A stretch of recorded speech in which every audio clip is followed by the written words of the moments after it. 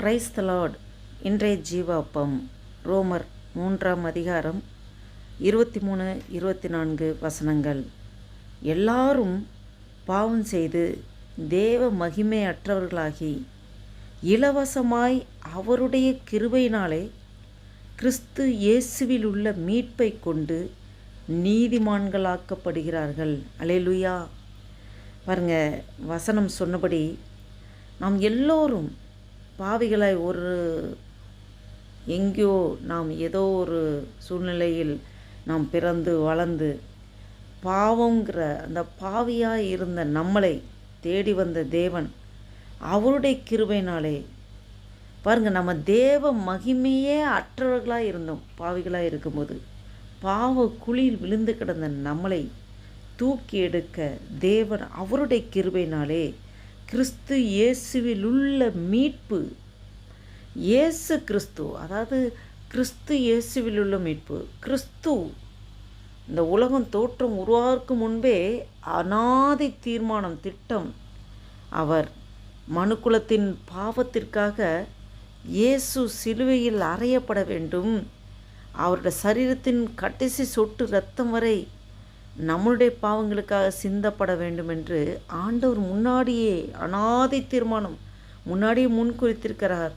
அவர் முன்குறித்தபடி இந்த மனிதர்களுடைய பாவத்தில் விழுந்து கிடந்த மனிதர்களை தூக்கி எடுக்க இயேசு கிறிஸ்துவின் இரத்தத்தின் மூலமாக தான் மீட்பு, இரட்சிப்பு, பாவ மன்னிப்பு, விடுதலை என்று ஆண்டவர் முன்பே அவர் அநாதி தீர்மானத்தின் திட்டத்தின்படி முன்குறித்திருக்கிறார். அதன்படி அவருடைய கிருபையினாலே கிறிஸ்து இயேசுவில் உள்ள மீட்பு, அந்த மீட்பை கொண்டு நாம் எல்லோரும் நீதிமான்களாக்கப்படுகிறோம். அல்லேலூயா.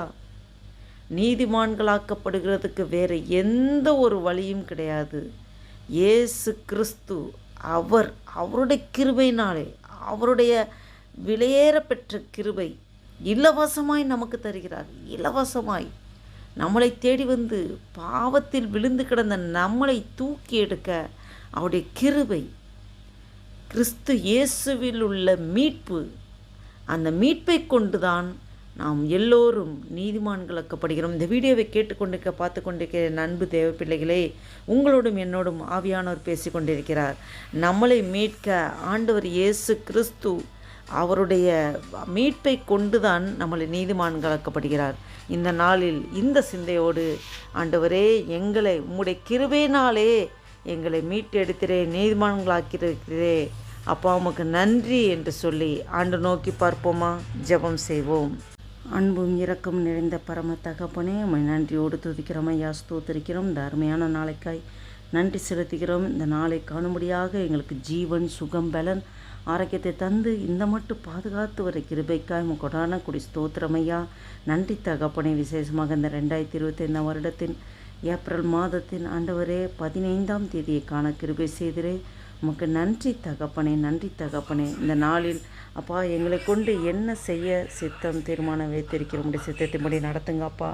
உடைய பாதபடி எங்களை அர்ப்பணிக்கிற கர்த்தாவே, ஆண்டவரே, எங்களை அப்பா பாவத்தில் விழுந்து கிடந்த எங்களை ஆண்டவரே அப்பா தேடி வந்து உம்முடைய கிருபையினாலே ஆண்டவரே உம்முடைய விலையேற பெற்ற இரத்தத்தை எங்களுக்காக சிந்தி ஆண்டவரே எங்களை மீட்டு எடுத்திரே அப்பா. கிறிஸ்து இயேசுவே எங்களை மீட்டு எடுத்திரே. நன்றி அப்பா, நன்றி அப்பா.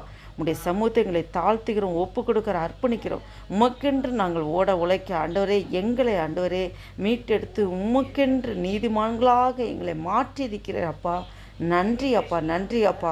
உடைய சமூகத்தை எங்களை தாழ்த்துகிறோம். உமக்கென்று வாழ, உமக்கென்று ஓடி உழைக்க ஆண்டவரே எங்களே முழுதுமாக அர்ப்பணிக்கிறோம், ஒப்பு கொடுக்குறோம், விட்டு கொடுக்குறோம். ஆண்டவரே எங்களை கொண்டு என்ன செய்ய சித்தம் தீர்மானம் வைத்திருக்கிறோம், உடைய சித்தத்தின்படி நடத்துங்கப்பா. ஸ்தோத்திரம் ஆண்டவரே அப்பா. உடைய கரத்திலே அப்பா எங்களை தாழ்த்தி ஒப்பு கொடுக்குறோம் ஆண்டவரே. இந்த வீடியோவை கேட்டுக்கொண்டிருக்க, பார்த்து கொண்டிருக்க அப்பா ஒவ்வொருவரையும் நீங்கள் ஆசீர்வதிங்க அப்பா, பலப்படுத்துங்க. இந்த நாளைக்கு விரதமாக செயல்படுகிற எல்லா சத்துருவின் கிரைகளின் நசனாக இயேசு கிறிஸ்துவின் வல்லமையான நாமத்தினாலே கட்டிந்து துரத்தி அப்புறப்படுத்துகிறேன். அல்லேலூயா.